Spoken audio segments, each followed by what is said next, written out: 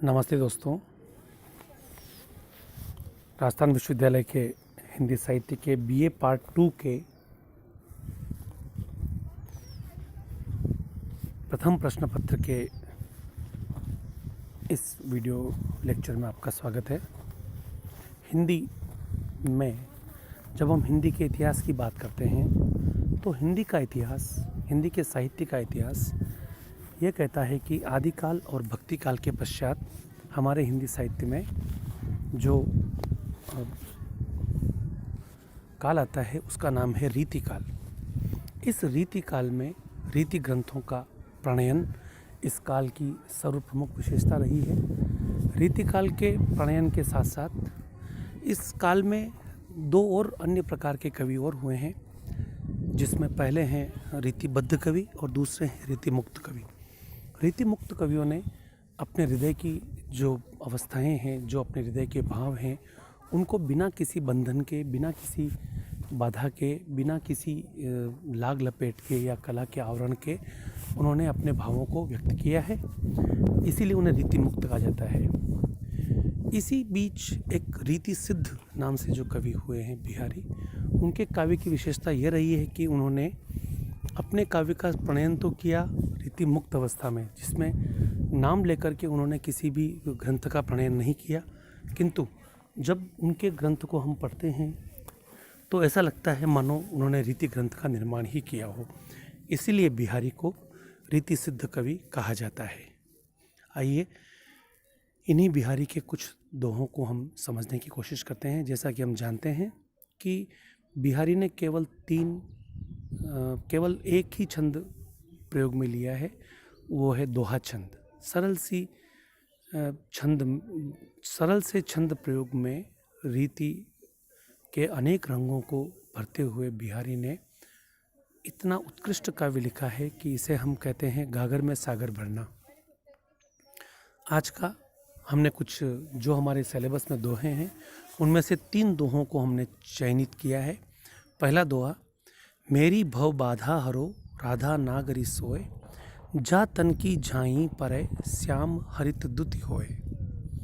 यह अधिकांश जो इसके संस्करण मिलते हैं रीति ग्रंथ, रीति सिद्ध कवि बिहारी के बिहारी सतसई के, उनमें पहला जो दोहा है वो यही मिलता है कि मेरी भव बाधा हरो राधा नागरी सोए, जा तन की झाई परे श्याम हरित दुति होए। यह एक प्रकार से कृष्ण भगवान की स्तुति भी है और राधा नागरी सोए, राधा की स्तुति भी है। छद्म रूप से यह कृष्ण की स्तुति है और प्रकट रूप में यह राधा की स्तुति है, क्योंकि नायिका प्रधान यह काल रहा है।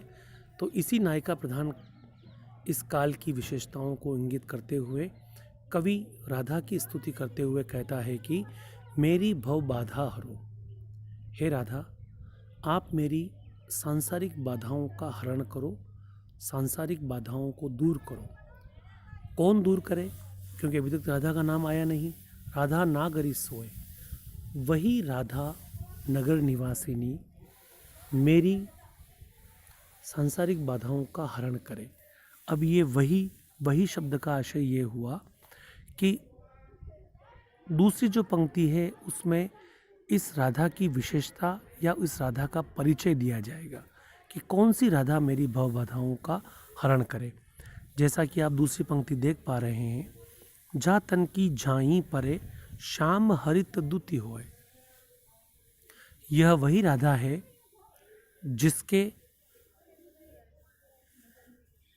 जिसकी झाई मात्र पड़ने से, जिसकी परछाई मात्र पड़ने से श्याम हरित दुति होए, श्याम हरे रंग की चमक वाले हो जाते हैं। तात्पर्य इसका ये हुआ कि वैसे भी वर्ण की जब बात चलती है तब हमें मालूम पड़ता है कि जब काले वर्ण के ऊपर कोई पीले रंग का प्रकाश पड़ता है तो उस काले रंग पे पीले रंग का प्रकाश पड़ने पर उस पर एक हरी रंग की रोशनी प्रकट होती है। तो इससे बिहारी की बहुगुणता भी प्रकट होती है। ऐसा हम इसमें देख पा रहे हैं कि काला वर्ण तो कृष्ण का है और उनके पास रहने के कारण, उनके साथ रहने के कारण राधा जो घोर वर्णी है या स्वर्ण वर्णी है, पीतल वर्णी है, पीले रंग की है, उनका जब प्रकाश, उनकी जब आभा, उनकी जब छाया श्री कृष्ण पर पड़ती है तो हरित दूती होए, हरे रंग का प्रकाश पैदा हो जाता है। यहाँ पर एक और श्लेषार्थ इसका है, छिपा हुआ अर्थ है, वो ये है कि मेरी भव बाधा हरो राधा नागरी सोए, मेरी सांसारिक बाधाओं को दूर करे वही राधा नाम की नगर निवासिनी नायिका, जा तन की झाई परे शाम हरित दूती होए, जिनके तन की झाई मात्र पड़ने से, जिनके साथ मात्र रहने से शाम हरे भरे हो जाते हैं। हरा भरा होना हमारे भारत में और हमारे शास्त्रों में सुखी होने का प्रतीक भी है। तो तात्पर्य ये हुआ कि जब कृष्ण के उदास मन के ऊपर छाया पड़ती है राधा की परछाई की या राधा की, तो कृष्ण हरे भरे हो जाते हैं, कृष्ण खुश हो जाते हैं। कृष्ण को खुश कर देने वाली, अपनी परछाई मात्र से कृष्ण जैसे परमात्मा तक को खुश कर देने वाली जो राधा है, वह अगर कृष्ण को प्रसन्न कर सकती है तो मेरी भव बाधाओं को हरण क्यों नहीं कर सकती। दूसरा पद देखें, दूसरा दोहा देखें, तो लघु या मन सदन में हरि आवे किन्हीं बाट, विकट जटे जो लघु निपट खुटे न कपट कपाट। बिहारी कहते हैं कि जब तक इस मन रूपी सदन में आप कितनी ही इंतज़ार करो, बाट जो ना इंतज़ार करना, कितने ही कृष्ण की हरि की इंतज़ार क्यों नहीं करो, ये तब तक उसमें भगवान प्रवेश नहीं करेंगे जब तक छल रूपी कपट यहाँ से दूर न हो जाए। विकट जटे जो लघु निपट खुटे न कपट कपाट। जब तक कपाट, जो कपट रूपी कपाट है, कपट रूपी दरवाजे हैं, वो बंद हैं, तब तक कृष्ण भगवान हरि आवे किन्हीं बाट, कितनी ही बाट निहारो, कितनी ही इंतज़ार करो, भगवान आपके पास नहीं आएंगे, मन में प्रवेश नहीं करेंगे।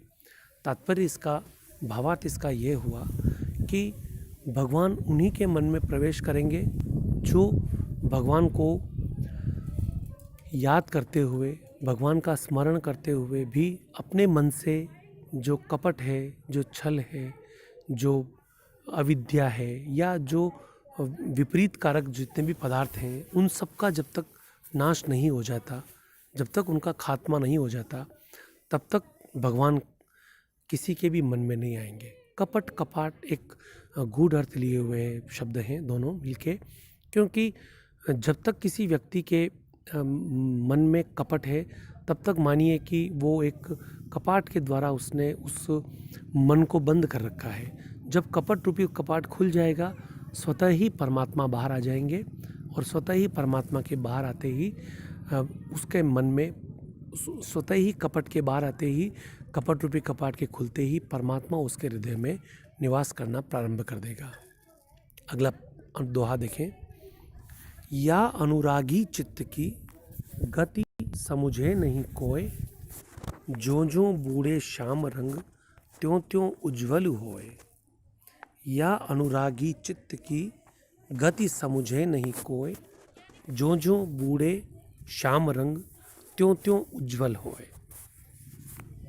इस अनुराग से भरे चित्त की गति को कोई समझ नहीं सकता, समुझे न कोई।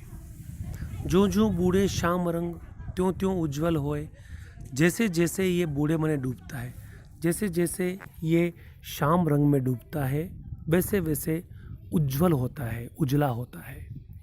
लोक प्रसिद्ध और सांसारिक क्रियाकलापों को जब हम देखते हैं तो ये पाते हैं कि कोई व्यक्ति या कोई कपड़ा या कोई वस्तु या कोई पदार्थ जब काले रंग में डूबता है तो काला होता है, उज्जवल तो होने का कोई प्रश्न ही पैदा नहीं होता, क्योंकि उल्टा काम है। तो सीधे सीधे विरोध इसमें प्रकट हो रहा है। पर जब हम कृष्ण भक्ति के संदर्भ में इसे देखते हैं तब पता चलता है कि नहीं, यह उज्ज्वलता वस्तुतः मन की कलुषता के कमी होने का संकेत है। तात्पर्य ये हुआ कि जो जो व्यक्ति कृष्ण के प्रेम में डूबता है, त्यों त्यों अनुराग शब्द पहले आ ही गया, अनुरागी चित्त। इस अनुराग से भरे हुए चित्त हृदय की गति कोई नहीं समझ सकता। जो जो बूढ़े श्याम रंग, जैसे जैसे यह काले रंग में डूबता है, त्यों त्यों उज्जवल होए, वैसे वैसे यह उज्जला होता है। तो इस अनुराग से भरे हुए चित्त की अवस्था कोई समझ नहीं सकता।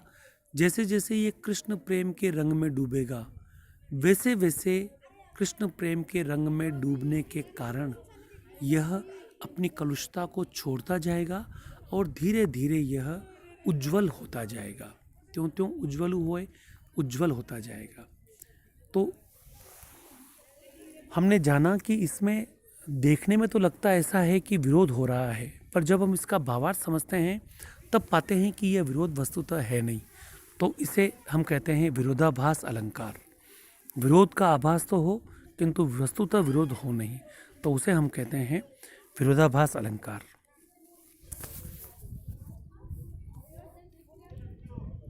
धन्यवाद।